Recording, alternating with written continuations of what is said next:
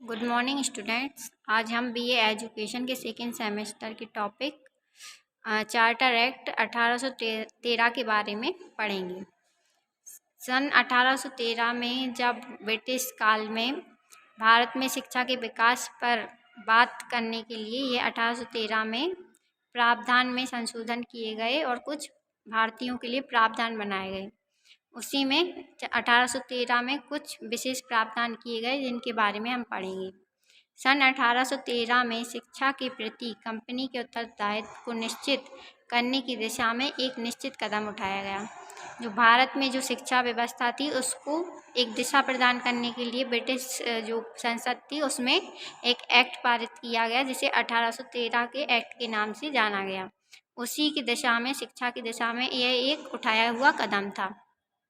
इस वर्ष ब्रिटिश संसद ने कंपनियों को भारत पर शासन करने संबंधी आज्ञा पत्र का नवीनीकरण किया। जो कंपनी के जो आदेश आते थे उसी आदेश पत्र में जो कंपनी ब्रिटिश संसद थी उसने संशोधन किया और एक धारा जोड़ी, अधिनियम की धारा 43 धारा जोड़ी, जिसमें प्रावधान किया गया कि प्रति वर्ष कम से कम 1 लाख रुपए भारत के विद्वान निवासियों के उत्साहवर्धन एवं साहित्य के पुनरुत्थान व विकास के लिए तथा ब्रिटिश भारत की सीमाओं के अंदर निवास करने वालों में विज्ञान संबंधी ज्ञान के प्रारंभ एवं विकास के लिए अलग से व्यय किए जाएं।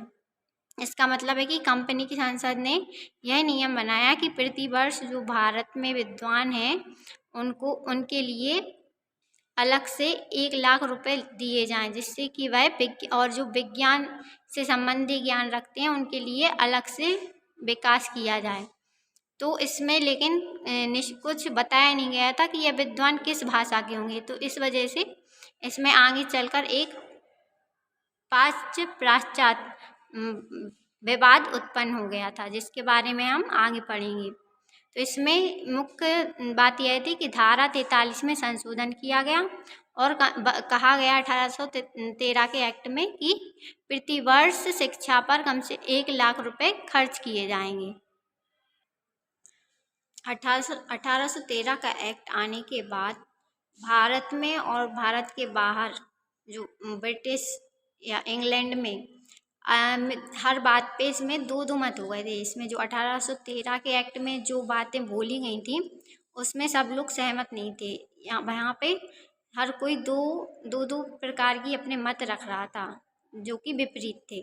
इसमें क्या है, भारत में 1813 से लेकर 1833 तक 20 वर्षों का जो समय था वह वाद विवाद, अनिश्चितता तथा संघर्ष का समय रहा, क्योंकि इसमें शिक्षा के बारे में कुछ तय नहीं हो पा रहा था कि किस प्रकार से शिक्षा दी जाए, शिक्षा का माध्यम क्या हो, शिक्षा के उद्देश्य क्या हो। इसमें सभी जो लोग थे उसमें दो पक्ष बता रहे थे अपने। तो इस समय में शिक्षा के विभिन्न अंगों तथा कार्य पर 2 प्रकार के मत प्रकट किए जा रहे थे। 2 प्रकार के सब लोग अपने विचार रख रहे थे, इसलिए निश्चित नहीं हो पा रहा था कि कौन सा मत स्वीकार किया जाए। इसमें पहला जो वाद विवाद था वह इसके उद्देश्यों को लेकर था। जो पहला विवाद उद्देश्यों को लेकर था, एक मत का कहना था कि शिक्षा का प्रमुख उद्देश्य जन साधारण को ज्ञान का प्रकाश देना होना चाहिए। जो एक मत था उनका कहना था कि जो ज्ञान है वह जन साधारण को दिया जाए, लेकिन इसके विपरीत एक जो दूसरा पक्ष था वह भारत में केवल उच्च शिक्षा का ही विकास करना चाहता था।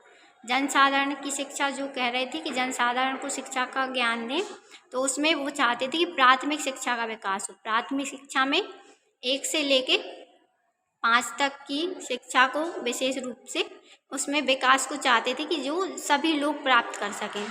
इसके विपरीत कुछ लोग थे जो केवल उच्च शिक्षा के विकास के समर्थन थे। तो जो पहला वाद विवाद था वह उद्देश्यों को लेकर था। 1813 के एक्ट में जो दूसरे साधन पे वाद विवाद था उसमें देखते हैं क्या था। साधन थे जो दूसरा विवाद था, शिक्षा के क्षेत्र में सरकार व्यक्तिगत प्रयासों तथा मिशनरी संस्थाओं के क्या कर्तव्य और दायित्व होने चाहिए। दायित्वों और कर्तव्यों को लेकर वाद विवाद थे कि किस साधन द्वारा शिक्षा का उत्तरदायित्व दिया जाना चाहिए।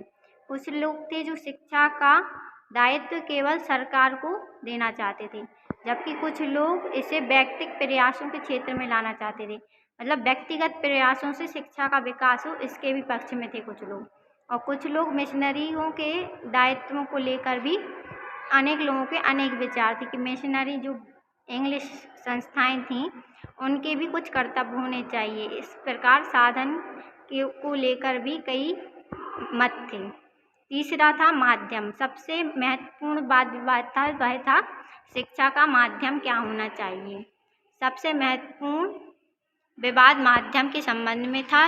कुछ लोग थे जो पुराने लोग, वह भारतीय भाषाओं को माध्यम बनाना चाहते थे, और जो भारतीय भाषाओं को शिक्षा का माध्यम बनाना चाहते थे उनमें भी दो मत थे। पहला कौन थे? जो लोग भारतीय भाषाओं को माध्यम बनाना चाहते थे उनमें भी दो दल थे। जो बंगाल के लोग थे वह संस्कृत, अरबी तथा फारसी को माध्यम बनाना चाहते थे। बंगाल क्षेत्र के लोग थे जो वह संस्कृत, अरबी और फारसी को शिक्षा का माध्यम बनाना चाहते थे। और जबकि जो कुछ लोग मुंबई के थे, मुंबई क्षेत्र के, तो जो मुंबई के लोग थे वह साधारण बोलचाल की भाषा को शिक्षा का माध्यम बनाना चाहते थे कि जो बोलचाल साधारण रूप से बोला जाता है उसी में माध्यम बनाना चाहिए। और कुछ लोग थे इसके अलावा वह अंग्रेजी भाषा को शिक्षा का माध्यम बनाना चाहते थे। तो 1813 के एक्ट में शिक्षा का माध्यम क्या होना चाहिए इसके बारे में कोई क्लियरिटी नहीं की गई थी, इसलिए 1813 से लेकर 1833 तक यह वाद विवाद बने रहे। ठीक है। और शिक्षा का माध्यम ना होने के कारण इसमें प्राच्य पाश्चात्य विवाद बना रहा। इसके बारे में हम आगे पढ़ेंगे। 1813 के एक्ट में शिक्षा का माध्यम क्लियर ना होने के कारण प्राच्य पाश्चात्य विवाद उत्पन्न हो गया। प्राच्य पाश्चात्य विवाद उत्पन्न हुआ। इसमें कुछ लोग हिंदी भाषा के समर्थन में थे, कुछ लोग पश्चिमी भाषा के समर्थन में थे, इसलिए इस विवाद को प्राच्य पाश्चात्य विवाद कहा जाता है। सन 1813 की आज्ञा पत्र में शिक्षा की प्रकृति, पाठ्यक्रम तथा माध्यम के संबंध में कोई उल्लेख नहीं किया गया था।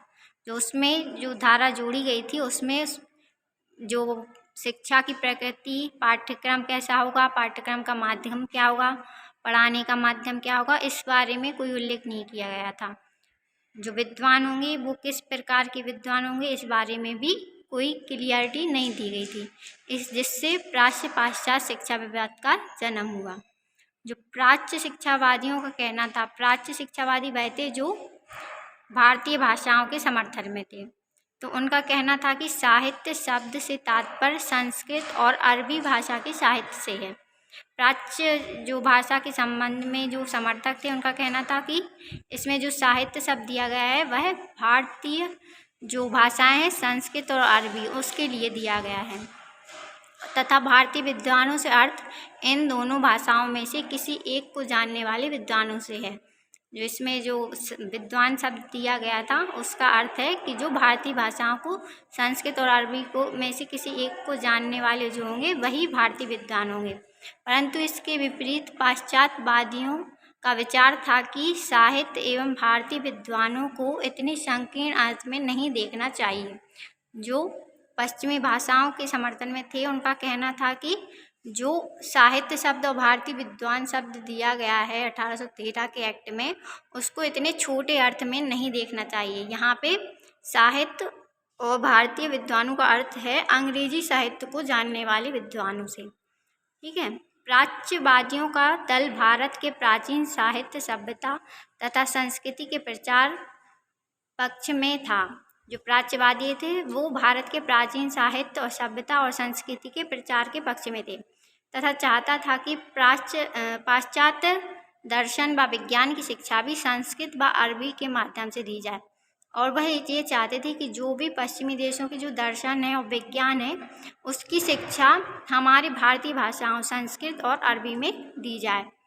लेकिन इसके विपरीत पाश्चात्यवादी जो वेस्टर्न लैंग्वेज को बढ़ावा देना चाहते थे उनका कहना था कि अंग्रेजी के माध्यम से यूरोपीय साहित्य और विज्ञान की शिक्षा के लिए निर्धारित धनराशि खर्च नहीं की जा सकती है, मतलब नहीं खर्च की जा रही है।